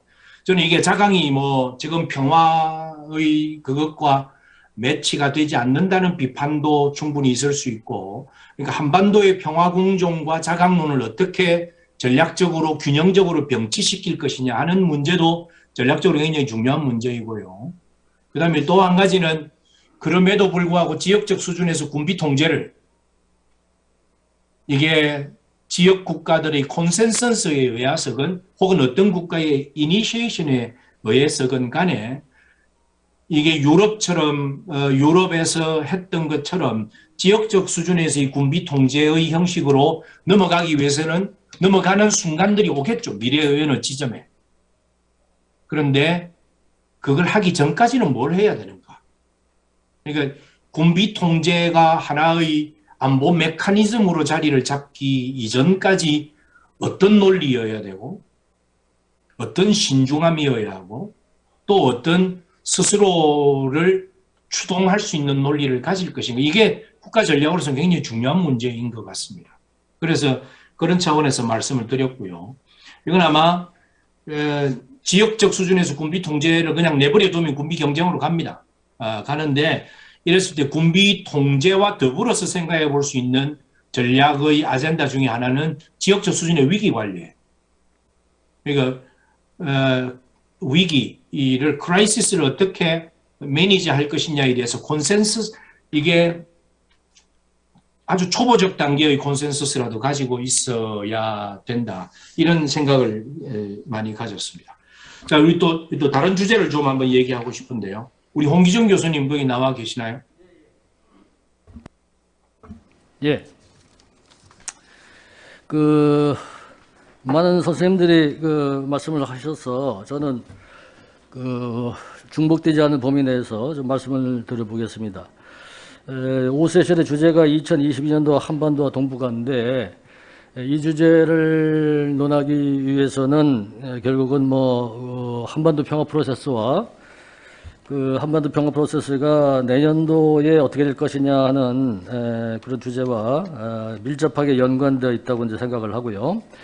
그 중에서 이제 그 미국과 중국의 우리가 뭐 패권 경쟁, 뭐 경쟁적 공존 여러 가지 말할 수가 있겠습니다만은 그런 관계가 가장 중요한 이슈가 되지 않겠느냐 이제 생각이 되고, 저는 특히 이제 베이징 동계올림픽 이제 보이콧 문제, 내년 이제 2월 4일에서 20일까지 이제 베이징에서 열리는데, 이게 상당히 이제 기폭제 역할을 하게 될 것 같다. 그래서 이제 미중 경쟁이 이 사건을 계기로 그야말로 이제 편가르기가 일어나고, 그 다음에 이제 소위 디커플링 현상이 심화 확대될 것 같다. 이제 이런 생각을 하고 있고요. 이제 우리 한국의 입장은 뭐 여기에 외교적 보이콧에는 참여하지 않겠다라고 하는 입장을 이미 밝힌 것으로 알고 있습니다. 그래서 결국은 미중 패권 이제 경쟁을 우리가 좀 심도 있게 연구할 필요가 있는데, 우리가 이와 관련해서 이제 관심을 가져야 되는 것은 2021년도 6월 28일 날 미국 상원에서 채택됐던 미국 혁신 경제법이라는 게 있습니다. 잘 아시겠지만요. 그래서 여기는 상당히 포괄적인 경제, 군사안보, 가치, 기술 이런 측면에서 포괄적으로 중국을 압박하기 위한 이런 전략이 이미 제도적으로 마련되어 있다고 하는 것이죠. 그러게 이것을 볼 것 같으면은 미국이 앞으로 대중 전략을 어떻게 전개할 것인가를 명확하게 알 수가 있을 거라고 생각이 되고요. 그 다음에 이제 군사적인 측면에서 우리가 또 봐야 되는 것은 이제 국방수권법이라는 게 있죠. 2021년도에 채택됐던 국방수권법에서 소위 이제 인도 태평양 지역의 군사력 증강을 규정한 태평양 억지 구상이라는 게 있습니다. 그래서 이거는 군사적인 측면에서 미국과 어떻게 경쟁할 것인가 혹은 억제할 것인가라고 하는 그러한 법적 조치가 있기 때문에 이제 이것을 우리가 좀 더 심도 있게 연구를 해볼 필요가 있다, 이렇게 생각이 되고, 또 한 가지 이슈는 이제 우리가 관심을 가져야 되는 것은 최근에 바이든 정부가 북한의 인권 문제를 가지고 제재 조치를 이제 취했는데, 이것이 결국은 바이든 정부가 이제 인권 문제를 중요시하겠다라고 하는 연장선상에서 나온 것이라고 저는 보고 있습니다. 그래서 결국은 19년도에 홍콩 인권법이라든지 2020년도 타이베이법, 6월에 위구르 인권법, 이러한 것이 이제 일련의 과정이 있었고, 그다음에 이제 민주주의 정상회의, 민주주의 10개국 이러한 구상이 등장을 해서 결국은 이제 이 가치 동맹이 기술 생산 동맹으로 이렇게 이제 이렇게 복합적으로 진화하는 그런 과정을 이제 거치지 않겠는가, 이렇게 생각이 되고요. 이제 반면에 이제 중국 같은 경우는 제가 중국 전문가는 아닙니다만 일단은 이제 이 반중 동맹을 이제 대응하기 위해서 군사 훈련이라든지 작전, 러시아와의 합동 작전 이런 것을 최근에 개최를 한 적이 있습니다. 그래서 우리가 눈여겨봐야 되는 것은 중국과 러시아와의 그런 협력 관계, 정치적, 세계 전략적, 군사적, 경제적 이해에 따른 이런 협력 관계가 어떻게 작동할 것이냐. 결국은 이것이 이제 대만 문제와 이제 지금 우크라이나 문제와 이제 관련이 돼서 이 러시아와 중국의 협력 관계가 나타날 것이라고 저는 이제 생각을 하고 있습니다. 그래서 특히 이제 이 중국의 입장에서는 이제 소위 이제 RCEP라 그러죠. 영내 포괄적 경제 동반자 협정 이런 것을 주도를 하고 있고, 또 동시에 포괄적 범태평양 파트너십 CPTPP 이런 거 있지 않습니까? 근데 중국이 여기에 가입 신청을 했기 때문에 이 관계가 이제 그런 지역 질서 개편에 어떻게 작동할 것인가, 이것도 역시 미중 관계의 경쟁 구도가 어떻게 이제 전개될 것인가를 보는 하나의 관전 포인트가 되지 않겠는가, 이렇게 생각이 되고요. 많은 선생님들이 말씀하셨지만은 역시 바이든 정부는 이제 나토를 중심으로 한 유럽 대서양과 이제 아태 지역 내의 미국 동맹국들이 정치 군사적인 결속력과 책임 공유를 중요 자산으로 보고 오쿠스라든지 화이버 아이스라든지 쿼드라든지 이러한 파트너들하고 협력을 계속 추진할 것이라고 이제 보고 있는데, 우리가 지금 관심을 가져야 되는 것은 2021년도 국방수권법에 의할 것 같으면 한국과 일본과 인도, 독일이 파이브 아이즈에 포함되는 것으로 돼 있다. 이렇게 돼 있습니다.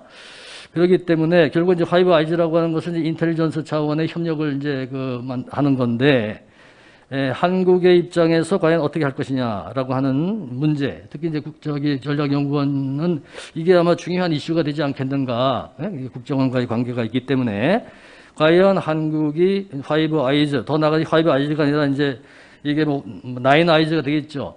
과연 이러한 그 인텔리전스 차원의 협력을 대중 협력 네트워크에 포함이 될 것이냐 말 것이냐, 해야 되느냐 말아야 되느냐, 이러한 선택의 기로에 놓여 있지 않겠는가, 이런 생각이 들고요. 그래서 결국은 내년도는 굉장히 이제 그 한반도 평화 프로세스도 추동하기가 상당히 어려워지는 국면이 오지 않겠는가. 일단 선거가 있고, 선거의 결과에 따라서 이제 국가 전략이 또 이 변화가 있을 것이고, 그렇기 때문에 어떤 방향으로 전개될 것이라고 하는 것을 예측하기가 상당히 어렵지 않겠느냐, 이렇게 생각이 되는데, 그럼에도 불구하고 이제 연구원 입장에서는 이런 모든 변화 가능성을 고려해 두고 어떤 외교적인 시나리오, 외교 전략의 시나리오를 제시해야 될 그러한 그 과제가 있는 것이 아니냐, 이런 생각이 들고요. 지난번에 그 원장님께서 보내주셨던 그 유연한 외교 전략 혹은 실용적 외교 전략, 그것이 상당히 우리에게 주는 함의가 크다고 이제 저는 보고, 그 다음에 이제 그 결국은 리더십의 문제다, 저는 이렇게 생각을 하고요. 그래서 제가 주목하는 것은 이제 그 1972년도에 빌리 브란트가 동방 정책을 추진을 했을 때 과연 빌리 브란트의 리더십이 뭐였느냐. 그 당시 냉전 체제 하에서 동서독 관계 기초 조약을 맺고 모스크바 조약을 맺고 동서독 관계 기초 조약을 맺어서 결국은 그것이 유럽의 다자안보 협력으로 이어지는 토대를 마련했기 때문에, 그리고 독일 통일의 토대를 마련했기 때문에 그런 그 국내외적인 압력, 그 다음에 이제 미국의 어떤 압력, 이런 것을 물리치고 이 장기적인 차원에서 이제 그 독일의 통일을 위해서 했던 빌리 브란트의 그런 그 외교적인 전략 혹은 리더십, 이것이 상당히 부각이 되는 그러한 상황이 오지 않겠느냐, 이렇게 생각이 됩니다. 이상입니다. 네, 감사합니다. 뭐 여러 가지 말씀을 많이 해주셨는데, 그 동북아시아의 2022년도를 생각하면 우리가 이 동북아시아라고 하는 뭐 여러 국가들의 관계를 전략적 관계로 이렇게 놓고 보면 이거 일종의 전략 지도라고 볼 수 있겠죠. 전략 지도는 움직이고자 하는 어떤 행위자가 있으면 이게 뭐 약간의 변화는 올 수 있을 겁니다. 그런데 크게 움직이면 그 전략 지도가 크게 요동을 칠 것이고, 아마 뭐 작게 움직이면 일종의 스테이터스코, 현상 유지가 현상 유지의 메커니즘이 작동을 하겠죠. 2022년도에 동북아시아의 전략 지도에서 전략이 변화한다면 어느 플레이어가, 어떤 국가가 전략을 변화할까를 보면 미국도 나름대로의 조금의 이유가 있고, 중국도 나름대로의 조금의 이유가 있고, 뭐 일본도 북한은 지금 예의주시하면서 상황 변화를 보고 있는 것 같고요. 근데 아마 여러 국가들 중에 전략의 변화에 그래도 그나마 가장 큰 요인들을 갖고 있는 게 한국인 것 같아요. 왜냐하면 통상 전략 변화는 리더십의 변화를 통해서 나타나기 때문에 그런 거죠. 그래서 이것이 크게 나타날 수도 있고, 한국이 발신하는 동북아 전략 지도의 약간의 출렁거림을 한국이 많이 만들어낼 것인가 적게 만들어낼 것인가는 그거는 뭐 아마 국민들이 선택하는 정권의 성격에 따라서 조금 다를 겁니다. 근데 이제 유의 깊게 봐야 하는 것은, 우리가 흔히들 이게 아까 홍기준 선생님이 아까 시나리오라고 그랬는데, 시나리오가 우리가 흔히들 전략적 시퀀스잖아요. 전략이 진행되는 순서라고 그럴까? 혹은 전략이 적용되는 단계의 배열이라고 그럴까? 이런 것 등인데, 지금 이제 통상 우리는 한반도의 평화 프로세스도 여러 가지의 전략적인 것들을 이렇게 배열을 해 놓은 것 중에 지금은 종전선언이 조금 앞쪽으로 배열을 해 두었고, 그리고 그 다음에는 뭐 평화 협상, 그리고 거기에 늘 연결되어져 있는 것들이 비핵화의 액션 투 액션의 여러 가지 단계들, 그리고 이제 북미 수교, 뭐 이런 것들을 우리 통상 시퀀스라고 얘기를 하는데, 지난번 제가 워싱턴에 가서 느낀 것 중에 하나는 이게 이제 일단은 미국의 동부아시아 한반도 정책이라고 하는 게 우선순위가 굉장히 많이 떨어져 있다는 걸 다시 한번 확인을 했고요. 그런데 전략적 발상을 좀 상상력 있게, 창의력 있게 하는 일부 미국의 전략가들은 평화협정이라고 하는 것과 북미 수교의 순서를 반드시 기존 해왔던 대로 평화협정이 먼저 오고 북미 수교, 평화협정의 한 단계로서 하나의 한 구성 요소로서 이 북미 수교를 얘기를 통상 해왔는데, 북미 수교의 카드를 앞쪽으로 빼서 종전선언, 북미 수교, 그리고 평화협정이라고 하는 것도 한번 병렬적으로 한번 좀 같이 생각해 볼 필요가 있다, 이런 얘기를 하는 분들이 있었습니다. 이게 이제 좀 약간 좀 상상력이 좀 필요한 것들인데, 왜냐하면 한중수교가 내년에 30주년인데 한중수교가 평화협정이나 종전선언 일체 없이 수교를 먼저 했거든요. 한중수교 모델을 적용한다면 북미 수교가 그 시퀀스의 아주 뒤편에 반드시 위치해야 할 것이다 라고만 우리가 지금 좀 고정적으로 결론 낼 필요는 없지 않겠는가, 근데 이런 생각이 한번 들기도 했습니다.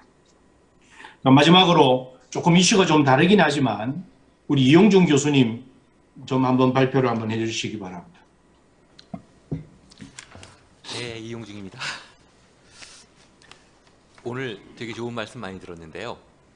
제가 국제법 학자로서 이제 국제 정치학이나 외교 전략을 연구하시는 분들 말씀 들으면 뭐 미중 관계다, 아니면 무슨 뭐 미러 관계다, 이런 식으로 하나의 프레임에 갇혀버리면은 정신을 못 차리는 것 같아요. 그 이상의 생각을 좀 안 하시려고 하는 느낌이 저로서는 좀 들었습니다. 여전히 지구는 돌아가고 있거든요.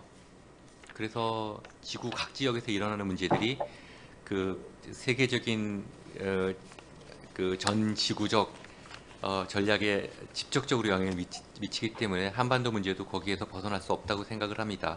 최근에 제가 좀 관심 갖던 문제는 중동 문제하고 중앙아시아였습니다. 뭐 중앙아시아는 오늘 발표는 말씀 안 드리겠지만은 그 유라시아 대륙을 네 분야로 지정학적으로 나눴을 때 이걸 연결시키는 구조이기 때문에 한반도하고 상당히 직결되는 지역이고요. 중동 문제는 올해 아시겠지만은 20년간의 그 황당무계한 그 테러와의 전쟁이 일단 마무리됐습니다. 이게 얼마나 황당무계했냐 하면 그 초기에 미국이 전비로 1분에 25만 달러를 썼다고 합니다. 1분에. 한 달 동안 썼던 전비가 우리 국가 예산의 약 5% 정도를 한 달에 썼다고 합니다. 이렇게 해갖고 미국이 어떻게 됐냐 하면은 지금 현재 4천만 명 정도, 미국 국민 전체의 10% 이상이 그 빈곤에 시달리고 있고, 여기 빈곤이라는 건 이제 중위 계층 소득의 반이 안 되는 상태, 2,800만 명 정도가 의료보험이 없는 상태로 지금 살고 있다고 합니다. 미국 살아보셨기 때문에 의료보험이 없는 상태가 얼마나 끔찍하다는 건 잘 아실 거예요.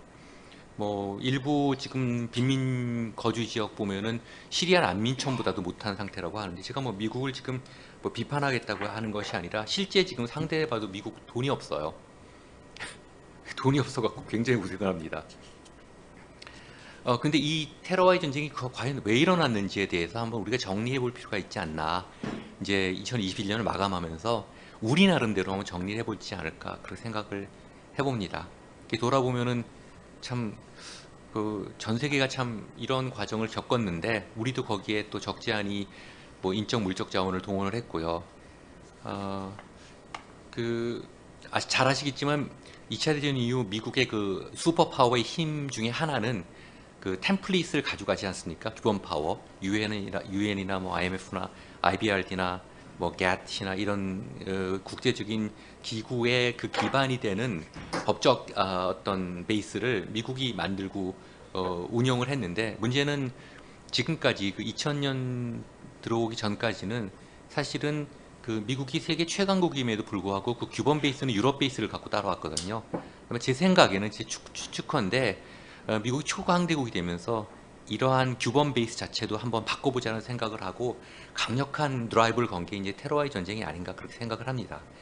그런 면에서 한번 이 문제를 중동 관련 문제를 한번 전체적으로 정리해보는 그런 시간을 한번 가져보면 어떨까, 그런 정도 생각을 해봅니다. 나머지 문제들은 제가 간단히나마 정리가 된 게 있어서 다른 선생님들 시간 뺏지 않고 넘기겠습니다. 감사합니다, 이 교수님. 사실 이 교수님 여기에 이제 그 테러 문제를 좀 언급을 해주셔서 이거는 이제 그 뭐 잘 알다시피 저 연구원은 크게 세 개의 연구실이 있습니다. 한반도와 외교와 신안보인데요. 신안보 연구실에서 주요적으로 다루는 여러 가지 주제들 중에 하나가 이제 테러 문제입니다.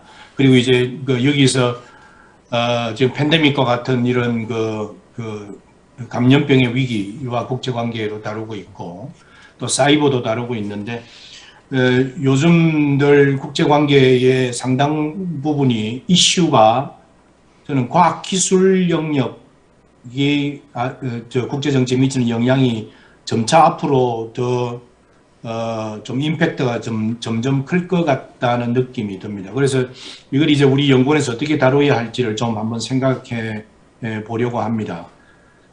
특히 이제 과학기술은 제가 아까 냉전과 신냉전 이름이 이렇게 다시 소환해서 쓰는 것이 맞으냐 하는 문제 제기에도 포함되어 있는 것인데, 중국과 미국의 대결 구도라고 하는 거에는 소련에서 볼 수 없는, 미소관에서는 볼 수 없었던 경쟁의 국면들이 있거든요.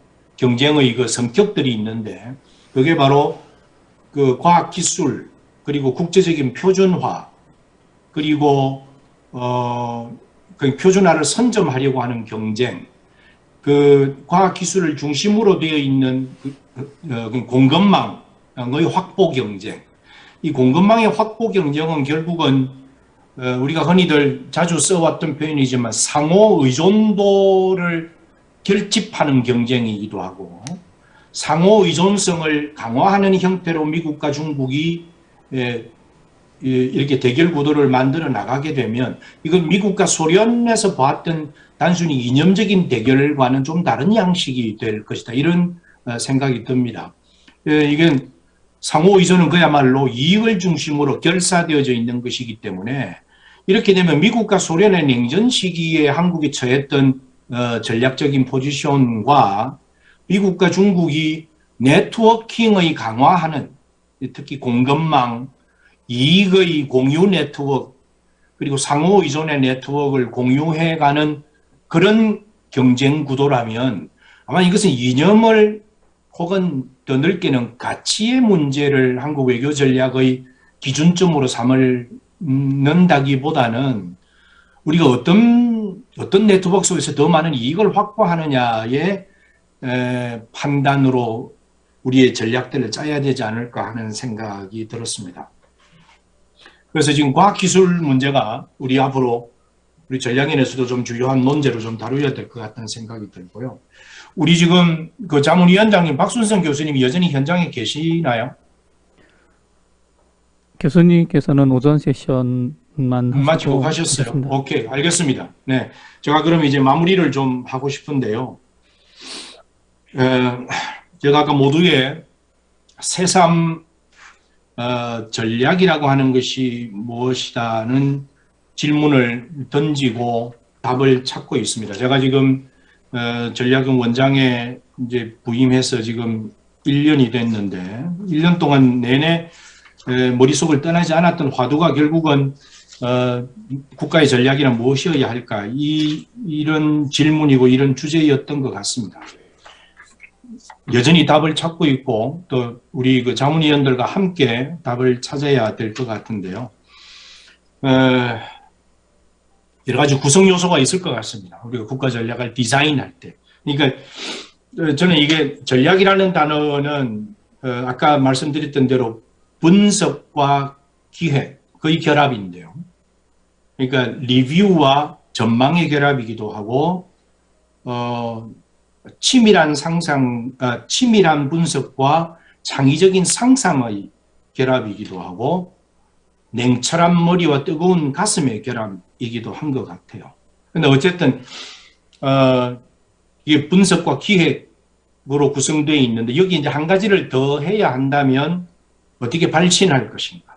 우리의 전략적인 그 아이디어를 다른 사람과 어떻게 다른 연구기관과 다른 국가와 어떻게 공유할 것인가의 그 주제도 남습니다. 이건 이제 제가 이번에 워싱턴에 다녀와서 느끼게 된 게, 거기에 한반도 전문가라는 분이 우리가 기대하는 수준만큼 한반도에 대한 지식이 깊지가 않았습니다. 늘 그랬지만 여전히 변함없었습니다. 그래서 이제 그럼에도 불구하고 이게 이른바 전략적 공공외교 혹은 전략 대화라고 하는 것이 과연 필요한가라는 질문을 수없이 던지고 결국 돌아오는 비행기 안에서 다 찾아야 했던 대답은 우리가 아니면 또 누가 하겠는가. 그리고 워싱턴에 있어서 한반도의 문제를 한국 정부는 정부 나름대로 하겠지만 전략을 고민하는 전략 연구기관들의 발신이 아니면 이걸 누가 이걸 대응해 줄 수가 없다. 그런 생각을 가지면서 봤습니다. 국가의 전략은 의지가 있어야 하고 전략을 추진할 수 있는 조건을 갖추어야 하고 그리고 무엇보다도 국가가 역량을 가지고 있는가가 있어야 됩니다. 국가는 이런 전략을 추진할 만한 역량을 대내외적으로 가지고 있는가. 그리고 무엇보다도 아까 제가 말씀드렸던 대로 여러 가지의 전략적 카드를 어떤 방식으로 배열할 것인가. 이건 이제 실천 단계에 들어가게 되면 우리가 같이 상상을 해줘야 하는 것이 정책 현장에 있는 분들의 입장이 되어서 상상을 해줘야 하는 것이 어떤 순서로 배열. 이제 이때 우리가 생각하는 것들은 우리가 전략 카드 A를 실천에 옮겼을 때의 리스크가 뭐고 기회는 무엇인가.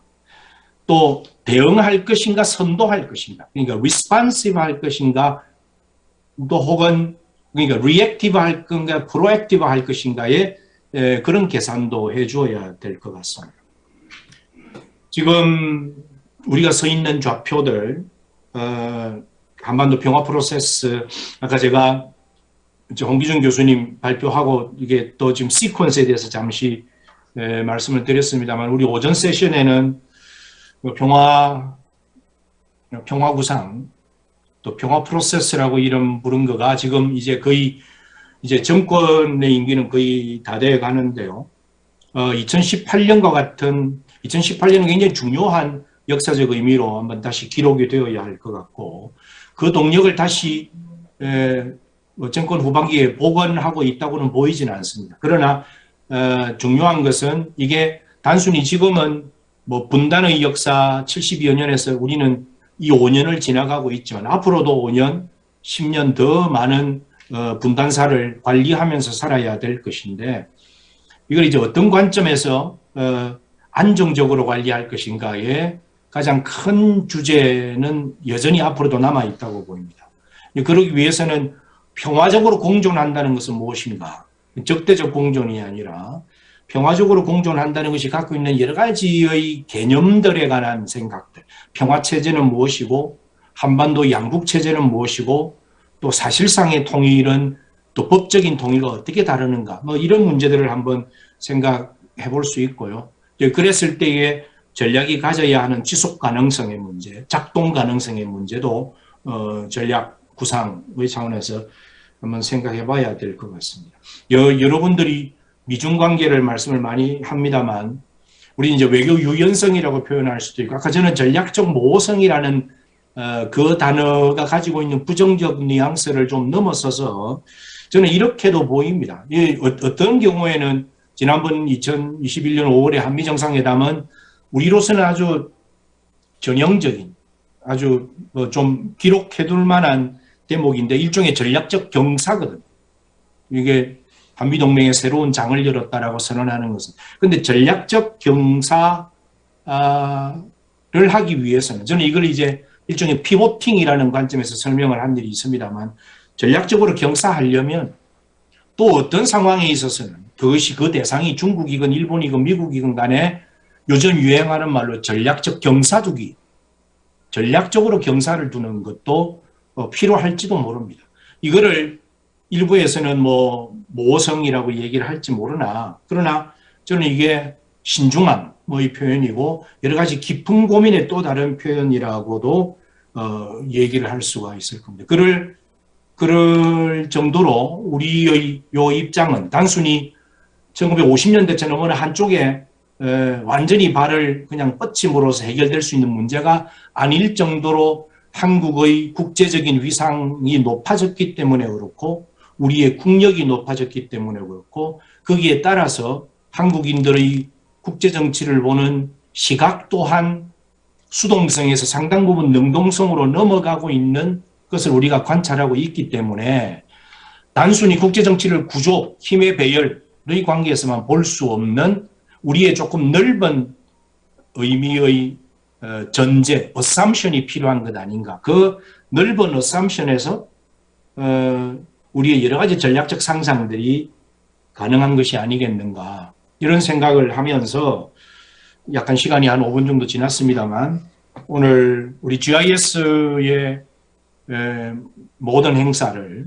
또 오늘 세 번째 날의 오후 세션의 행사를 모두 마칠까 생각을 합니다. 오늘 현장에서 그리고 줌으로 참석해 주신 두 분 모두 다 감사드립니다. 고맙습니다.